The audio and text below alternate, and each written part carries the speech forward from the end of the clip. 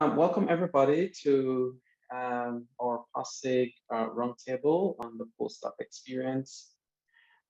We have four of us here today to just share experiences, and of course, this is always open to comments and questions along the way. We'll start off with brief introductions, and then I'll pose some guiding questions to our panelists. So for this afternoon, we have four panelists today. I'm Kareem Usher. I'm Assistant Professor of City and Regional Planning at Ohio State University. And then I'll turn it over to everyone to just introduce themselves, but we also have Dr. Akira Rodriguez at the University of Pennsylvania. We have Dr. Andy Hong at the University of Utah, and Dr. Benjamin Chrisinger at the University of Oxford. From my vantage point here, I will move now to Andy Hong. Just a brief introduction. All right, thank you. Nice to meet everybody. I've got COVID, so I might have some occasional coughs, so please excuse.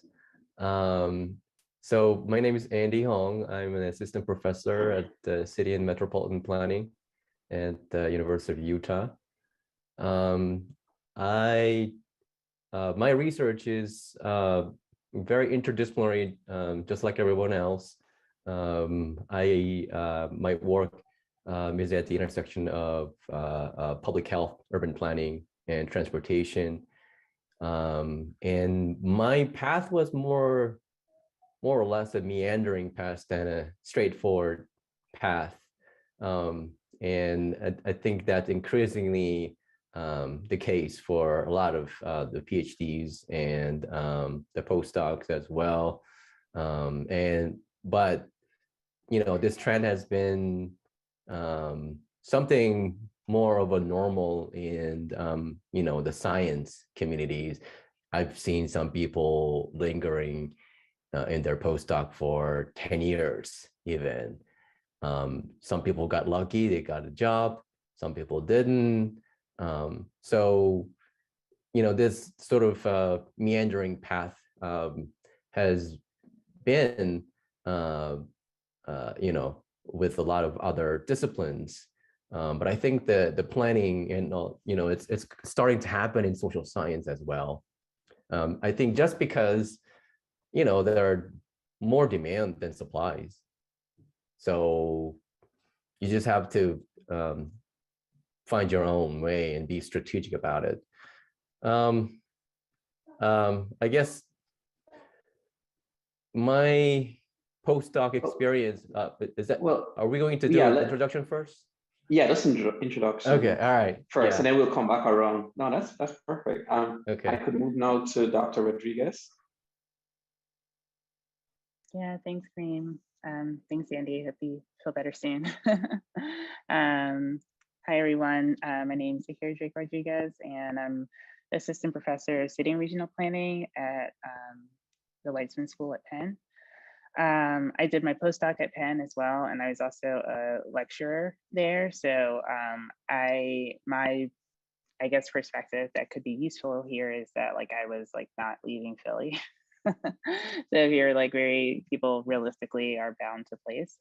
We're planners, we know that. So I'm happy to sort of talk about that experience and what it's like to be strategic when you're in a pretty restricted geography where supply far exceeds demand of PhD students and graduates there. So happy to talk about that.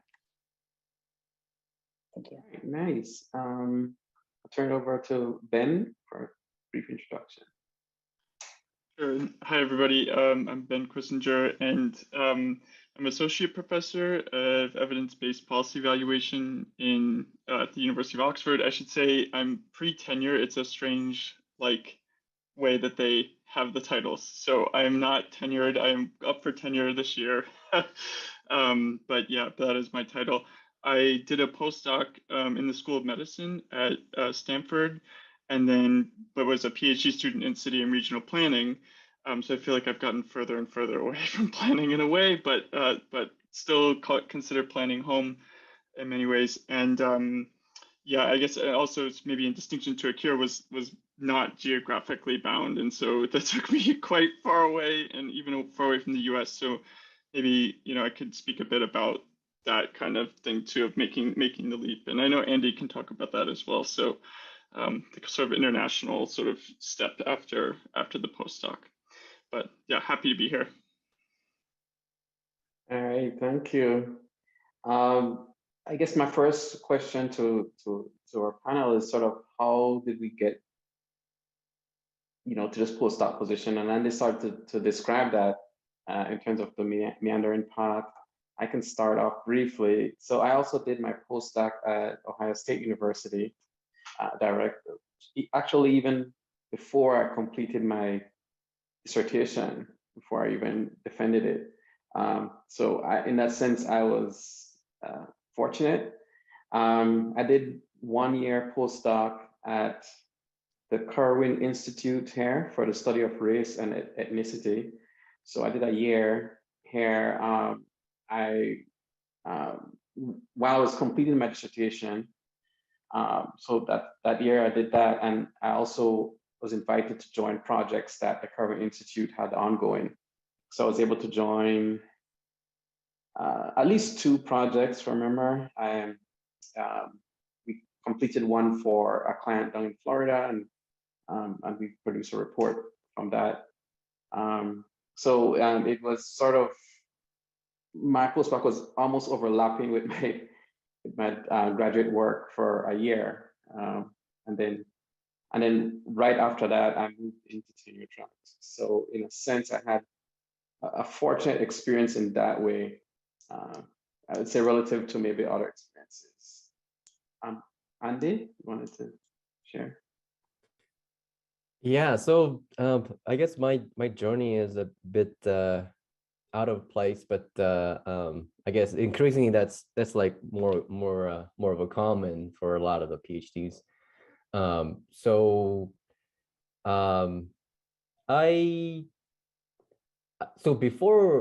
I did my postdoc at UBC with one of the a star researcher named Larry Frank.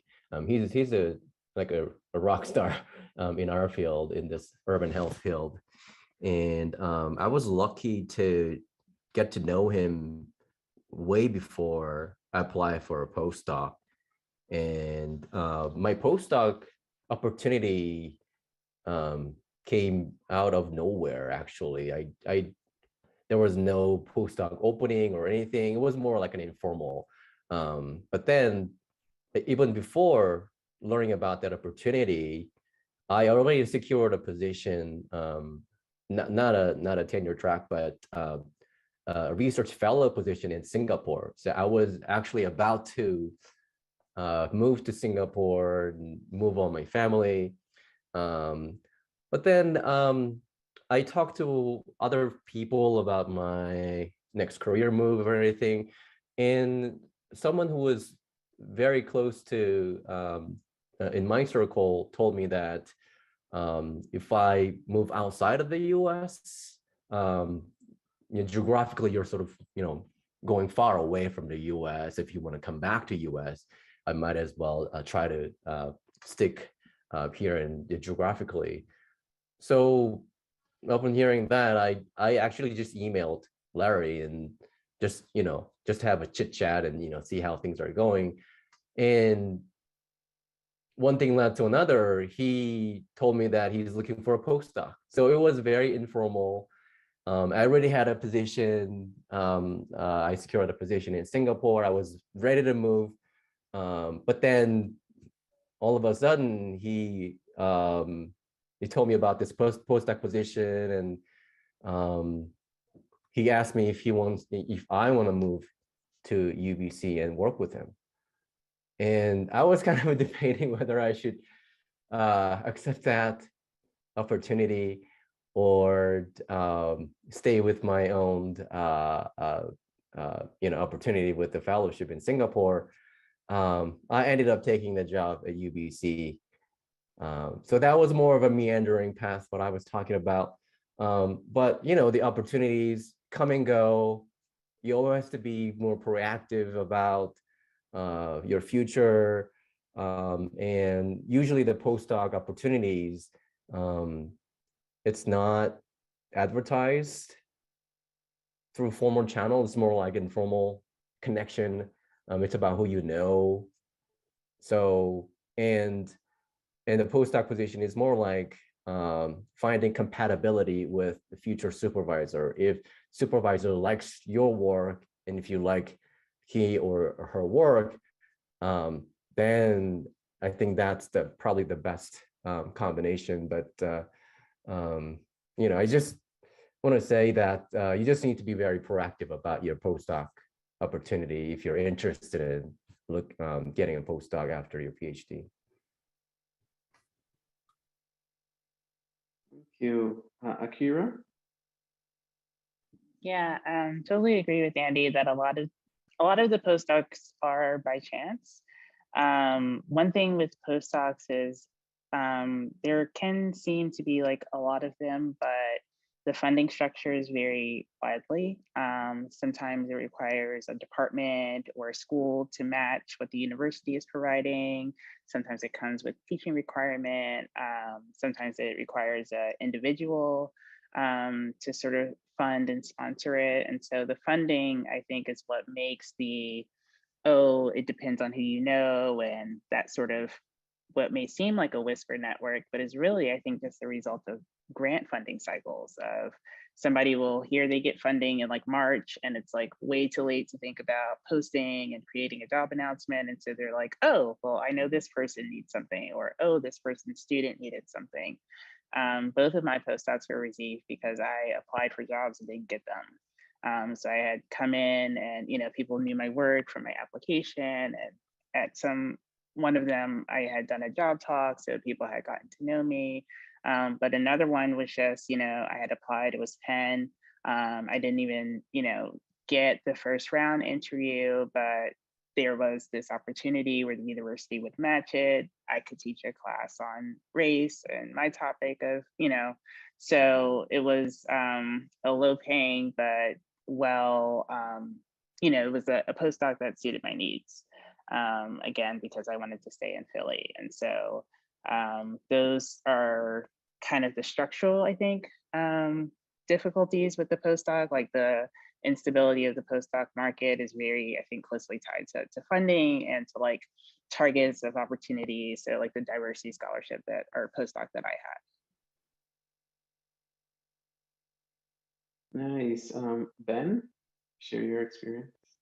Sure, yeah, and I would sort of agree with what both Andy and Akira said, and yeah, especially related to funding. I think that came up for my postdoc as well. So mine was funded through NIH, and it was a center grant. So there was a center at Stanford that was applied for on their own.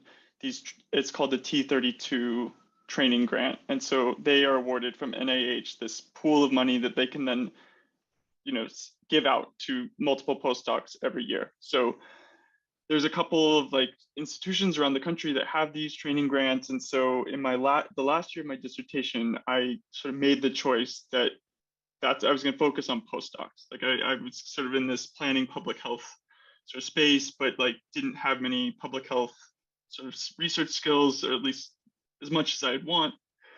And so it made the choices like I'm just applying for postdocs. So that is something I decided probably like, that kind of fall of the last year of my dissertation. And yeah, so it was just sort of like adding to this list of where I could find different health sort of related interdisciplinary health postdocs, faculty who might be potentially good mentors. And just, I guess, speaking also to the structure of the funding, like I feel lucky in a way because it was a center grant, you could be brought in and like work with multiple different people. You could do your own thing. So like I published, dissertation papers in my first year, that I was also working on other projects, but like if it was a different funding structure, I might have been brought in and then expected to do somebody's work, like on a bigger project, which again could be really beneficial for my career to get publications and things. but at least in the structure of the grant that I was on, it gave me space and time to kind of like set my own course for it was 2 years guaranteed funding with a third year that I did get, which was good. But yeah, so I agree with what's been said. I think the funding structure is very widely, and also the pay varies widely from institutions. So those are things to maybe bear in mind. But yeah, I'll leave it there. Nice. I'll open it up to any other panelists. Like, let's talk about, well, how long were you in that position? And as Ben started us off here, the compensation, right? The pay. That's also, I guess, something we should talk about. If anyone wants to jump in. I'll hop in. I had a 3-year postdoc, our sort of vice provost postdoc for diversity, where again, the university pays half and the department or school pays the other half.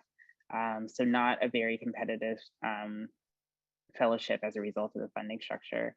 But at the same time, it was 3 years, and it was, the pay was very low. I started in 2016 and the pay was 45,000. So I wasn't doing anyone else's work. I got my own office. I got a research budget that was actually more generous than what I get as a faculty member at like $5,000 a year. And there was also travel money, about $2,000. So $7,000 a year in funding was nice, along with the office space.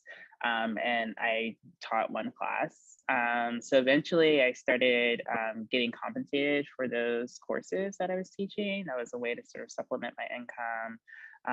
And I got an outside offer for a visiting position, so non-tenure track, that allowed me to negotiate the lectureship that put me in a higher pay class between 2 schools. So that was sort of my positioning. And again, very funding dependent, getting an outside offer. Luckily, the offer was for an institution in New York. And so the pay was just, automatically higher. That put me in a different conversation.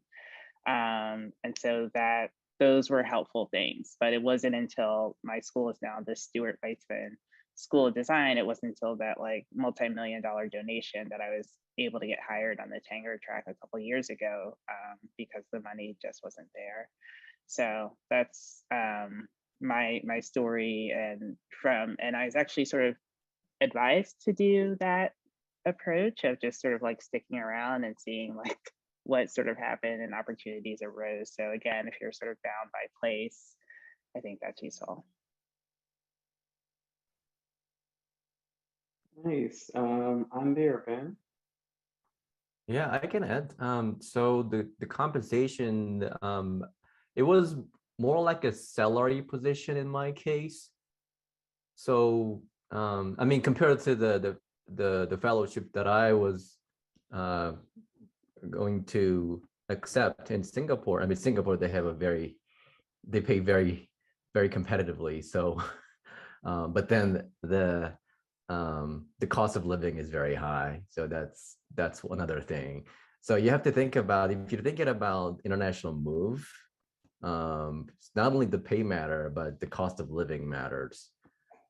So it was Vancouver, and at that time, the rate was quite nice.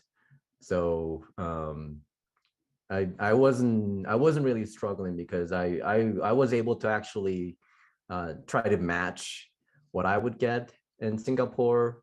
So because I already have that position secure before getting my postdoc, so I was able to leverage that. But I don't think a lot of people have that that leverage unless you have already secured some position before. And mine, unlike Akira and Ben's position, mine was tied to funding, and it was not like a center grant or anything. So I was very much dependent on on the PI's funding situation. And I think it was important to have at least 2 years of funding for my postdoc. At least have that in the contract really helped me see myself through and be more strategic about my next move, because if it's just only 1 year, I've seen some postdoc opportunity that just offered 1 year. I don't think it's enough, because unless you're actually doing a postdoc in your own institution where you got your PhD, that you already have that relationship with the PI and everything, you're starting a new position and there's no protection for you, because you don't know that person, the PI doesn't know you. So there's some sort of, you have to spend a lot of time trying to build that relationship with your PI. So 1 year goes really fast. And even at 2 years, you barely know your PI. So sometimes it's really difficult to ask for a letter if you don't have that relationship with your PI. And what's the point of having a PI? I mean, doing a postdoc where you can't leverage the position for your next move.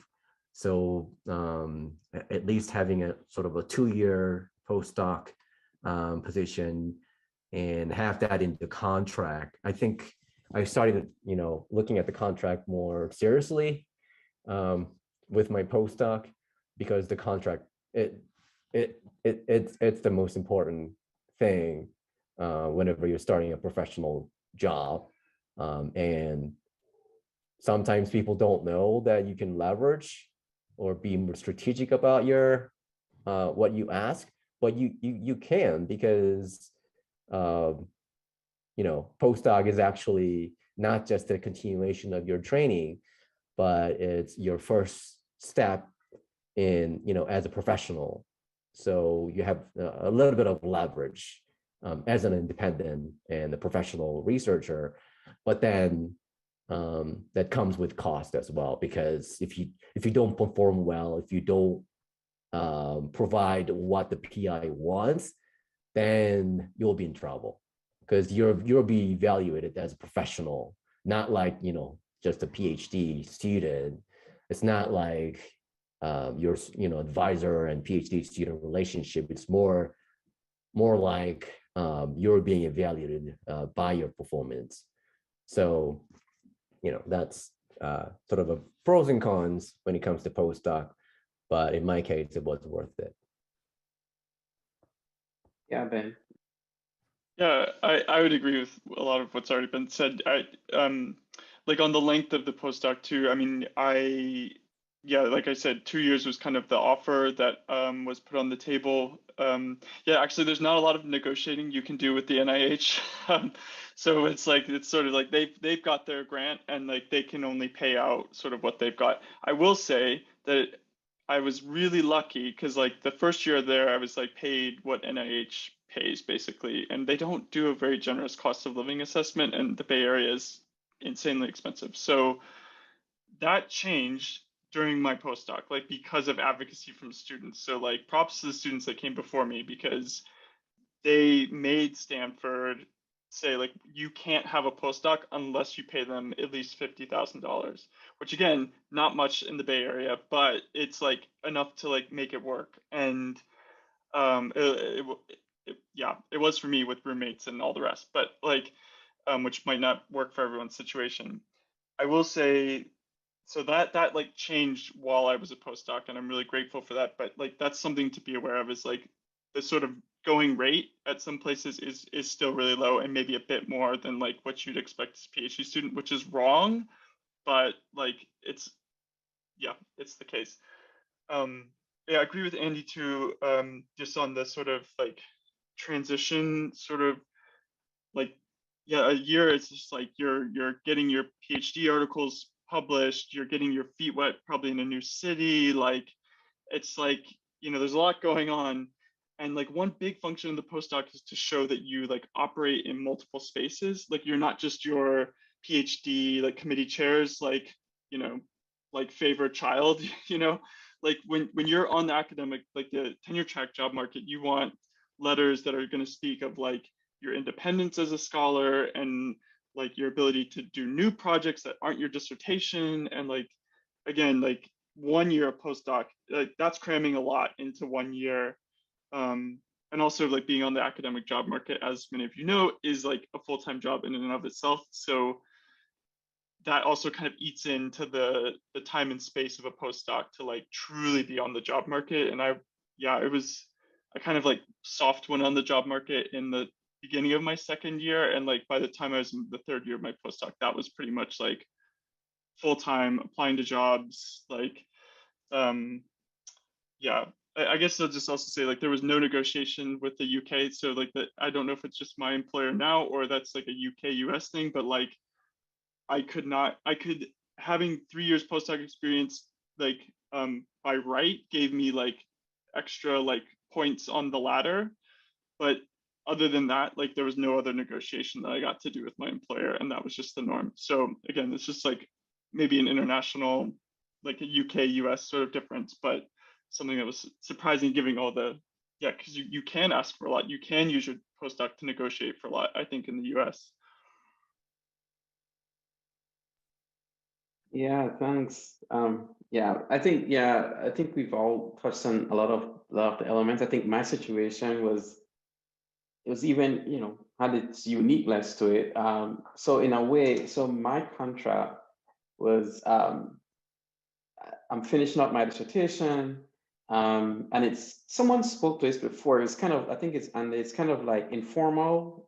It was kind of like informal at first, like it wasn't greatly like advertised or anything like that.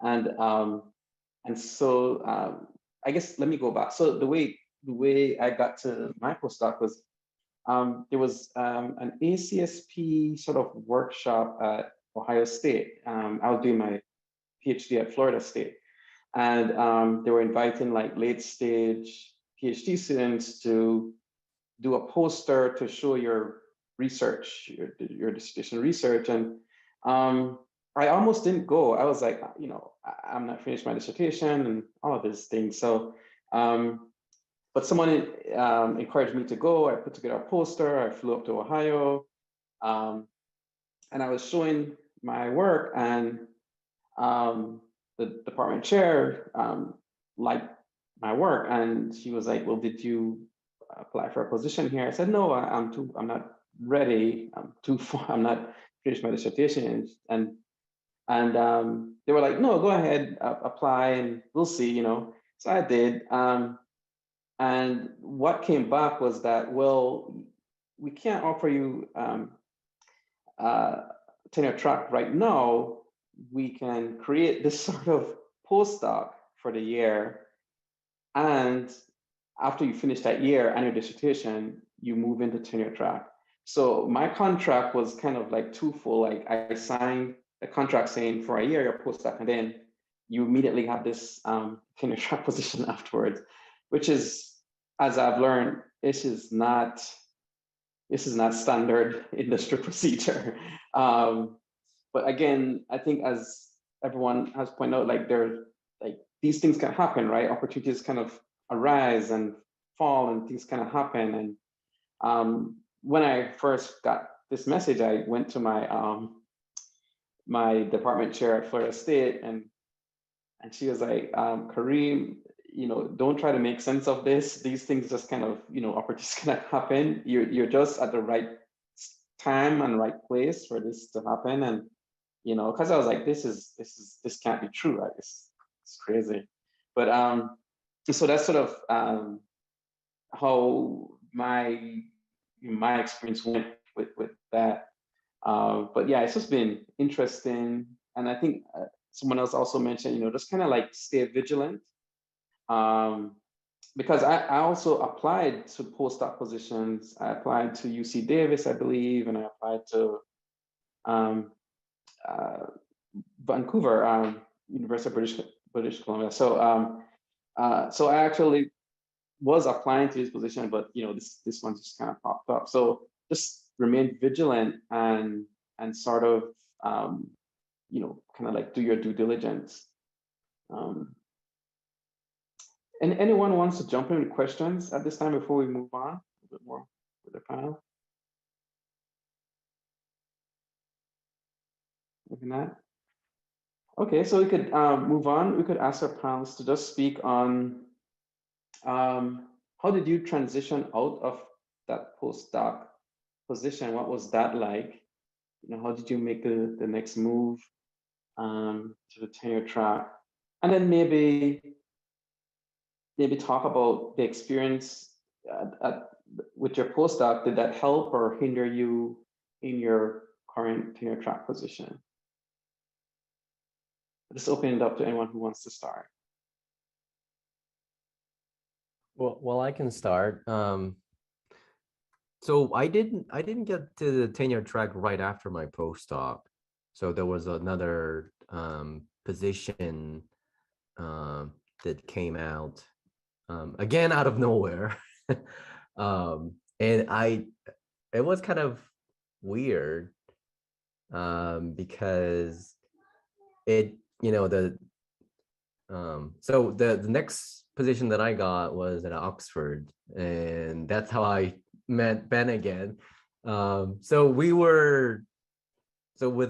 my postdoc at UBC, and Ben was doing his postdoc at Stanford, and both his PI and my PI were in the same team. So we actually had a couple of research meetings together. Anyway, so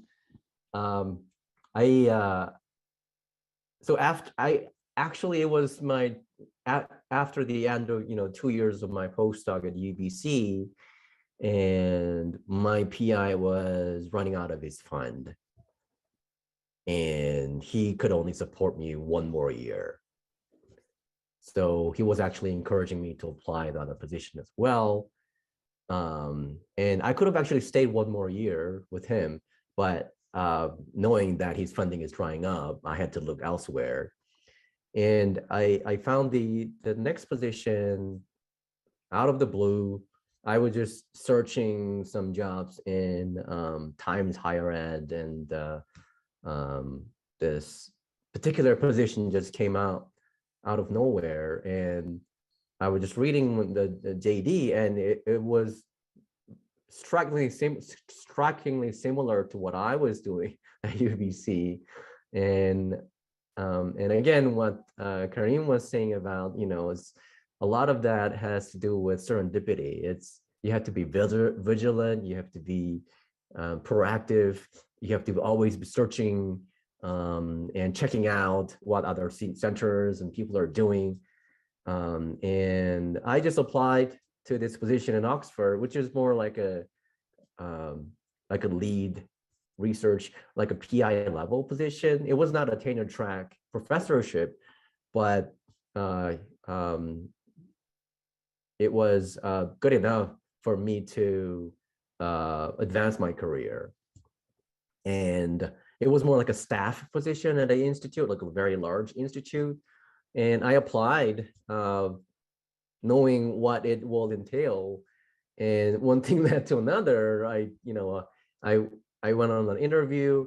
My wife actually told me, like, why did you apply to Oxford? If since we're not gonna move there, we're not gonna move to the UK, period. And I just went on with the interview, and I told my wife I got the job, and she was not happy. I mean, she was, really ready to invest all her time in Vancouver, raise kids. And why should we need to leave Vancouver? And I just told her about this funding and opportunity, and it could actually give us a more secured position down the road. And I convinced her, and yeah, that's how I moved to the position in Oxford. And in a way, it broadened my network, it broadened my experience. I think that was probably the best move I've ever done. Actually, I never regretted, because if you just stay in one area, one position for a long time, you get stuck and your network is very limited. But if you start moving around, start meeting new people, making connections, you can really broaden your network and broaden your experience. And if I had never done it, I don't know if I would be able to secure a tenure track position here at Utah. So all these things, I guess in retrospect, played out very well. But at that time, there was a lot of uncertainty, there was a lot of risk, and there was a lot of, convincing that it has to do with my family and my wife. Because I mean, I believed myself. I mean, even if I moved to Vancouver, even if I moved to the UK, I had a belief in myself that I could, secure a tenure track down the road. So that was more of a meandering path, but as long as you believe in yourself, as long as you have a strategy, as long as you have, you're vigilant about what you're doing, what others are doing. I think, it's just the time that matters. And just because that there's a lot of demand, but little supply, by nature, people are more likely to meander than, secure a tenure track right after they graduate. But as long as you stay focused, you'll make it. So that's all I can say. Yeah, very nice. Ben, Akira? Sure. Yeah, I mean, I think there was some meandering, and I think it's worth mentioning too, like I applied to multiple postdocs and I got one. So that that was my decision, the decision was actually, do I want to move from Philly to the West Coast? And at that point in my life, I did. So, and then similarly, in year 2 of the postdoc, I started pretty vigilantly following all the job boards and applying to jobs. It was a really unsuccessful year 2. I'll say that. There was nothing. I wasn't wholeheartedly putting myself into it, which I would say, yeah. I mean, there's nothing like the end of a postdoc where there's no more money left to sort of fire up the the job application. So year 3 was really a lot of applications, and I don't want to frighten anyone, but I applied to probably 60 different tenure track jobs, and crickets, crickets. And so I don't know if it was the year or it was something about me, or that I was applying to the wrong jobs, but I was really going for it. And I did get interviewed for a visiting lectureship, so it'd be one place it was 1 year, and then I got an interview somewhere else for a 2-year position, which I was starting to seriously consider, because yeah, they were also very clear, this does not turn into a tenure track job, which is actually, I think, yeah, in distinction to Akira's experience and Kareem's experience, some places will be really clear, this is not going to be a tenure track job, so don't think that. At Stanford, it was the same way. They told me don't think that you're going to stay here as a faculty member. You've got to, maybe one day, but that day's not as soon as you finish your postdoc. Yeah, so just to say, I did get interviews for those. I was eventually offered a visiting post, but I still had a few months left of my postdoc, and that was such a hard choice, to have a job offer, also have dozens of other applications out, and again, crickets, because these committees, they don't talk to you. They just let you wait, and it's painful. But yeah, to decide to turn that one down and keep waiting on the rest was a really, really hard choice. And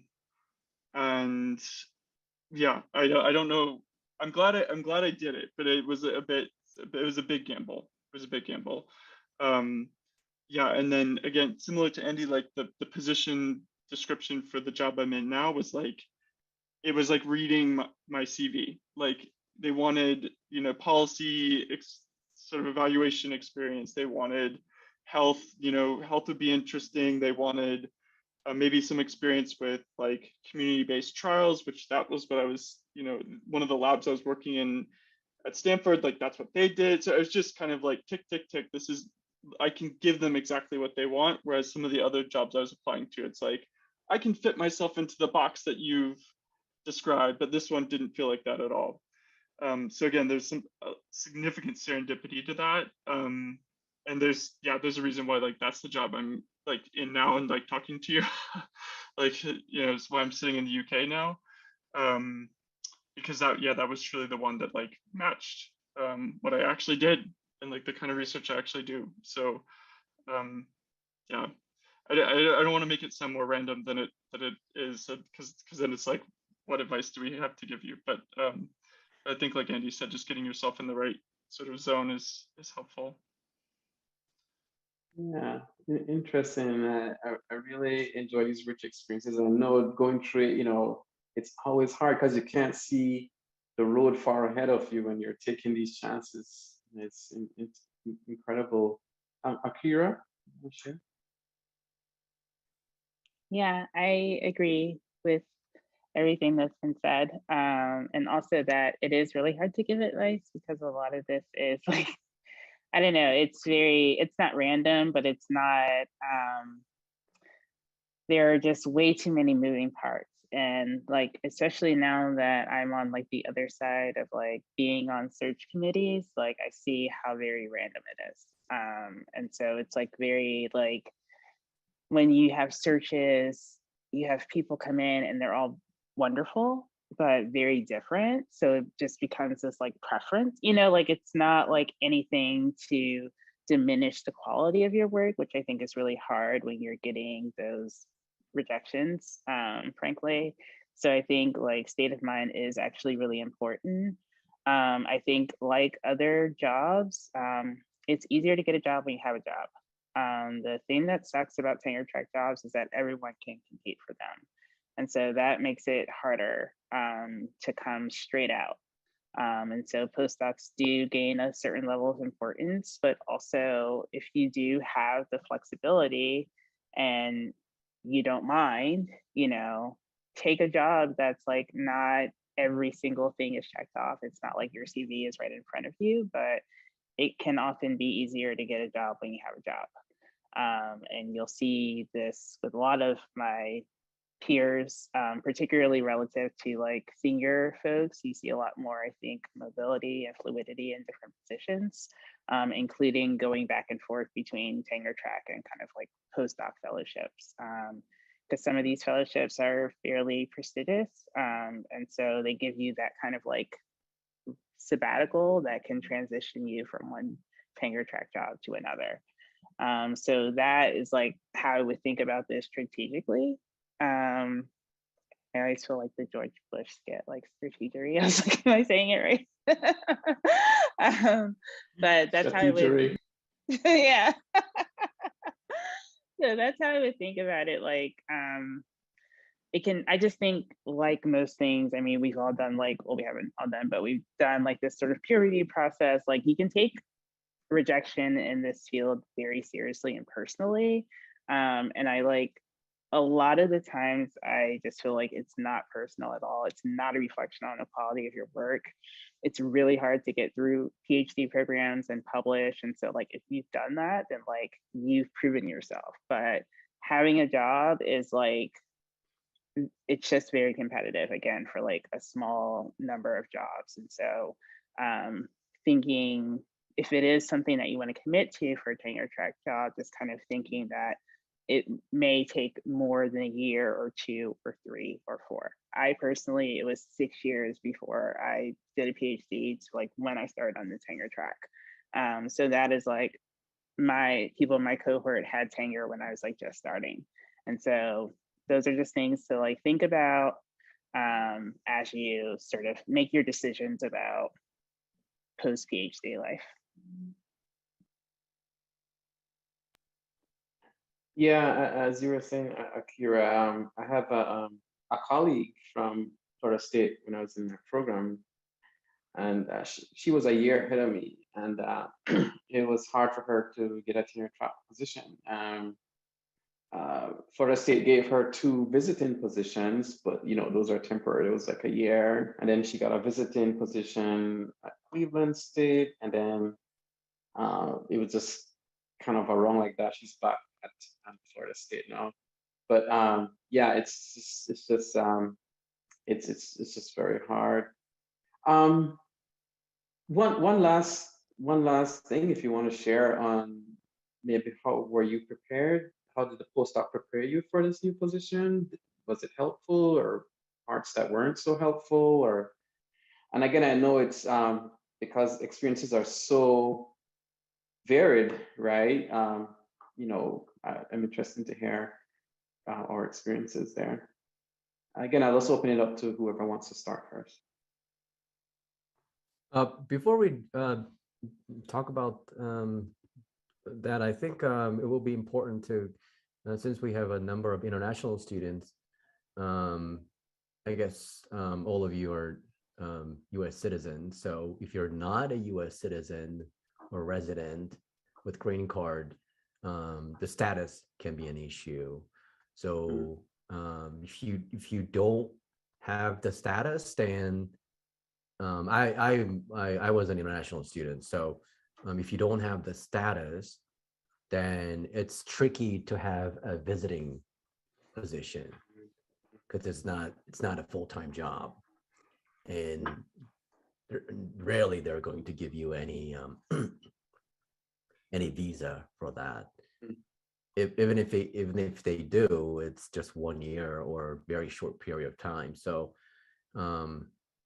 something to consider is, I think it all goes back to the contract. So you need at least 2 years for your postdoc, and the full-time equivalent job that will allow you to stay in the US or stay in whatever country that you get a job. So you need to pay good attention to some of those nitty-gritties, the contracts, and whether you can actually think about transitioning to the next move. So I think the tricky part is, as soon as you start your postdoc, you have to be thinking about the next move already. And it's even, it's better if you already have a next move and you want to leverage your postdoc to the next move, and that's great. But you already need to have a game plan even before starting your postdoc, because 1 year goes really fast, and even 2 years goes fast. And you need to have a game plan in terms of how you would, unless you are extending your PhD and doing a postdoc under your current supervisor, if you're moving to another institution like me or Ben, you need to have a game plan even before you start your postdoc. And you need to think about your status, your contract, all these things matter. So you need to treat your postdoc as if you're starting a professional career at that time, and then you have to think about your next move right after. So it's a tricky situation, but in a way you gain some time and to sort of reorient yourself, re-strategize yourself, and think about your core skill sets, and have that in mind even before going to the postdoc. And sometimes if you're hired as part of a project, you may be even thinking about that the project you're going to be working on, because maybe it's not something that you are passionate about, or it's something that's outside of your expertise, and you may have to sort of rebrand yourself through that postdoc. So a lot of that hinges on having that sort of a game plan even before starting your postdoc, and then making it through. and having that sort of independent, the pathway to independence rather than, postdoc is just a continuation of your PhD, just a training. I don't think that's a healthy strategy. So I just wanted to add that a little bit, just for the international students who are struggling to maintain their status. So again, the contract matters. That's an excellent point to bring up. Thanks. I guess we're down to under 10 minutes. I wanted to open it up actually to the audience and see if they have questions they want to ask. It could be on what Andy just brought up. I was an international student too, but before my PhD, so I was able to I got my status changed before my PhD. But yeah, so let's open it up to the audience and see if anyone has questions or comments you could work through.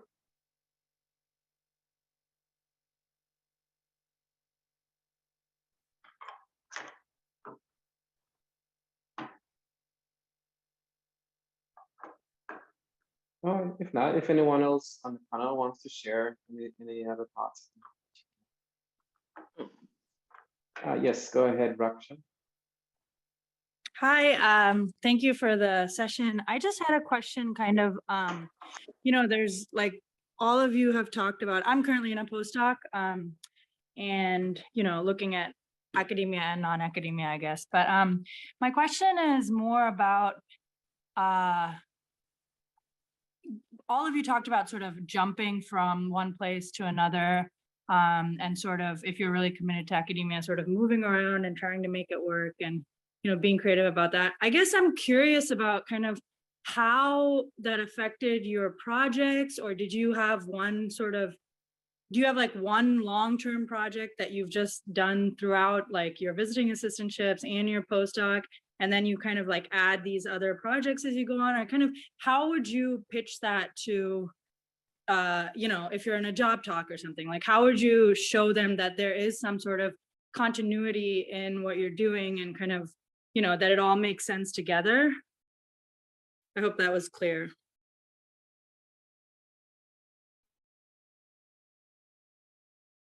I mean, I'll just start. I would say, yeah, like I did pick up additional projects. So it was, I had my kind of dissertation theme. I did, looking at food access and food deserts and policy interventions.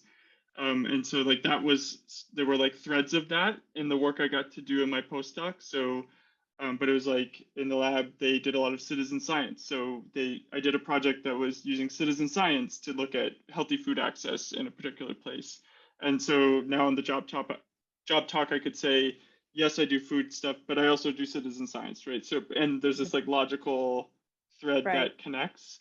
I think with narratives too, like asking your mentor in the postdoc or like even your PhD mentor, like to reflect on your narrative and like your statements that you submit, like can be really good to help. Sometimes they can see that like higher level view that might be when you're kind of like in it, it's sometimes harder to scope out and like see like what's the bigger story here. Yeah. Okay. Thank you. I think a lot of that has to do with branding too, because even if you been involved in one project and moved on to another project, you can still try to relate that as part of the big theme. And one of the key strategies is to have a sort of a consistent branding. Branding is basically, it not just like a marketing or sort of a traditional sort of a branding strategy, but more in terms of what kind of keywords you use in the publication that you publish. And even if you work on a project that's completely different from your PhD, you can still, have that keyword in your publication so that you can show that you are working on a consistent theme throughout. So there are different ways for that you can sort of brand yourself. But you need to have that sort of game plan even before thinking about all these publications. You're not just doing random work. There's some sort of continuity. And like what Ben was saying, you might not be able to see that at that moment, but you need to step back and think about what are the big themes that relates to everything that I do. And if you nail that, you should be able to brand yourself through a set of strategies that I just talked about. Use the same keywords. Think about more consistency in your statement, your CV, and all that is about branding yourself. So I think that's something that we, the PhDs miss, because you're just focused on your own project. But you need to be thinking about how you represent yourself out there in the world. I have a question. Are many of us in the audience, and I guess we're wrapping up, in a postdoc? How many are curious about getting a postdoc, or had a postdoc? Is there anyone else in the audience that?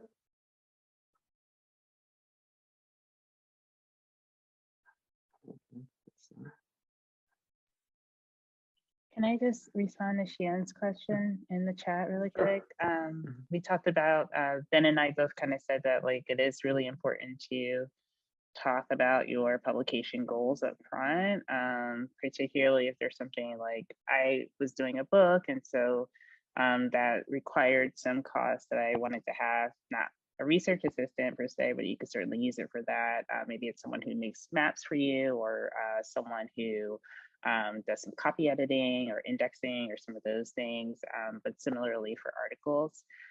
So I think that it's useful to, not only does it kind of show that you've thought about kind of your research agenda and your plan for the postdoc, but also again, like manages those expectations, which is part of that like trust and relationship building that Andy was talking about earlier today, is really useful. But then I don't know if you want to, or Andy, to build on that.